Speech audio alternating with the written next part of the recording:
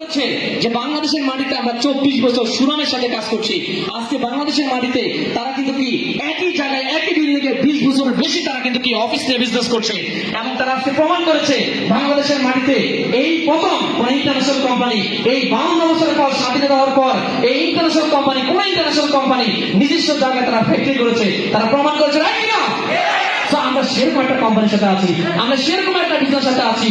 তো এই বিজনেসে এখন আমাদেরকে কি করতে হবে? সিদ্ধান্ত নিতে হবে। সিদ্ধান্ত নেওয়ার পরে কি করতে হবে? আমাদের এখন সেল করতে হবে। কি সেল করতে হবে? আপনারা এখানে এসেছেন, আপনারা কি প্রোডাক্ট সেল করার জন্য এসেছেন? নো, আপনারা এখানে কিন্তু বিজনেস করার জন্য এসেছেন, রাইট কিনা? তো যারা সেল করে তারা কিন্তু আসে নাই, যারা সেল করে তারা কিন্তু আসে নাই। আমরা কি সেল করব? আমরা নিজেকে সেল করব। আমরা যদি নিজেকে সেল করতে পারি, প্রোডাক্ট সেল হবে, অটো প্রোডাক্ট সেল হবে, এমনিতেই সেল হবে। সো নিজেকে সেল করা শিখুন। নিজেকে সেল করা কিন্তু কি, আপনি নিজেকে সেল করার যে কৌশলগুলা সেগুলো আপনি শিখুন। আমরা ছোটবেলায় কিন্তু অনেক বেশি কিন্তু কি আমরা অনেক বেশি আমরা পারদর্শী ছিলাম সেলসের জায়গায়। আমরা ছোটবেলা পিচ্ছি একদম নবজাতক শিশু যখন ছিলাম তখন অনেক বেশি আমরা এক্সপার্ট ছিলাম আমরা সেলসের জায়গায়। দেখবেন মায়ের কিন্তু যখন ছিলাম তখন কান্না করতাম, মা কিন্তু কান্না শুনে আমাদেরকে কিন্তু কি বুঝতো তার এখন কি দরকার, রাইট কিনা? তার মানে কি আমি তখন সেল করছি, আমার কান্নাটা সেল করার কারণে সে কিন্তু বুঝে গেছে, রাইট কিনা? তাহলে আমি অনেক ট্যালেন্ট ছিলাম, রাইট কিনা?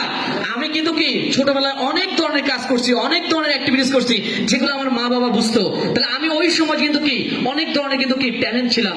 সো আপনাকে এখনো সেরকম ট্যালেন্ট হতে হবে, এমন কিছু করতে হবে, এমন ভাবে কিন্তু নিজেকে তৈরি হতে হবে যেন আপনার সামনে কোনো একজন ব্যক্তি যখন আসে তাকে অবশ্যই প্রোডাক্ট পারচেজ করতে হবে, তাকে অবশ্যই বিজনেসে যুক্ত হতে হবে। নিজেকে এমন ভাবে তৈরি করেন, নিজেকে এমন ভাবে আপডেট করেন, তাহলে কিন্তু কি সেলস করা কোনো ব্যাপার না। তো আগে নিজেকে সেল করতে হবে, প্রোডাক্ট সেল হবে অটো।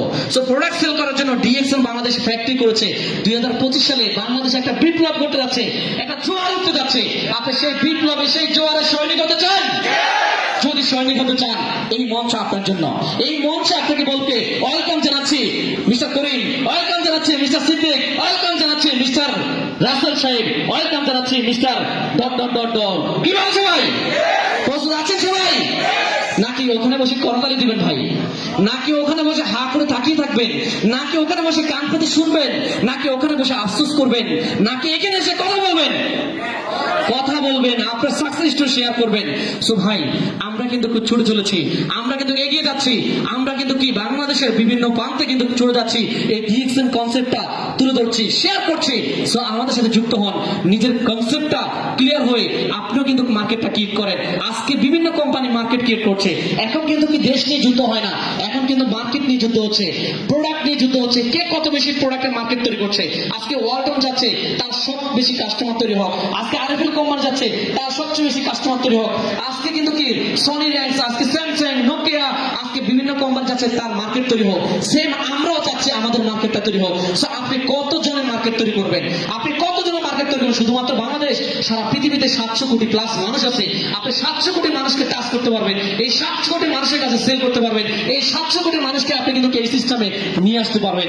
মার্কেট আপনার অনেক বড়, ওয়ালটনের বড় না, আরএফএল এর বড় না, স্যামসাং এর বড় না, আপনার বড় মার্কেট। আপনি চাইলে কিন্তু কি 700 কোটি মানুষকে টাচ করতে পারবেন। এখন দেখেন কি নিয়ে কিন্তু যুদ্ধ হচ্ছে, এখন কিন্তু দেশ নিয়ে যুদ্ধ হয় না। দেখেন আমেরিকা, তারা কিন্তু কি অস্ত্রের মার্কেট তৈরি করার জন্য যুদ্ধ করছে। বিভিন্ন দেশে তারা কিন্তু অস্ত্র দিয়ে মার্কেট দখল করতে যাচ্ছে। রাশিয়া, তারা কিন্তু তেলের মার্কেট তৈরি করার চেষ্টা করতেছে। দেখেন তেল বন্ধ করে দিচ্ছে, আজকে কিন্তু সারা দেশে হাহাকার, রাইট কিনা? আজকে দেখেন আফ্রিকা, তাদের দেশে কিছু নাই, কিন্তু তাদের দেশে কিছু নাই, ওখানকার মানুষ কিন্তু মাটি খাই জীবন যাপন করে, রাইট কিনা? আমাদের কিন্তু অনেক সম্ভাবনা আছে, তারপরে এই সম্ভাবনা আমরা বুঝি না। আমরা সেই আফ্রিকা মহাদেশের মতো কিছু মানুষ আমরা মাটি খেয়ে জীবন যাপন করি। সো বন্ধুগণ, এখন আমাদেরকে পরিবর্তন হতে হবে। আমাদের কাছে সুন্দর একটা প্ল্যাটফর্ম এসেছে, সুন্দর একটা সিস্টেম আছে, আমাদের কাছে কিন্তু সুন্দর কিছু প্রোডাক্ট এসেছে, যে প্রোডাক্টগুলো অর্গানিক ন্যাচারাল প্রোডাক্ট, যে প্রোডাক্টগুলো ইউজ করার মাধ্যমে নিজেকে সুস্থ রাখতে পারবেন, যে প্রোডাক্টগুলো ইউজ করে আপনি নিজেকে কিন্তু কি অনেক হেলদি রাখতে পারবেন, আপনার ফ্যামিলিকে হেলদি রাখতে পারবেন, আপনার সমাজ, আপনার দেশকে আপনি কিন্তু ভালো রাখতে পারবেন।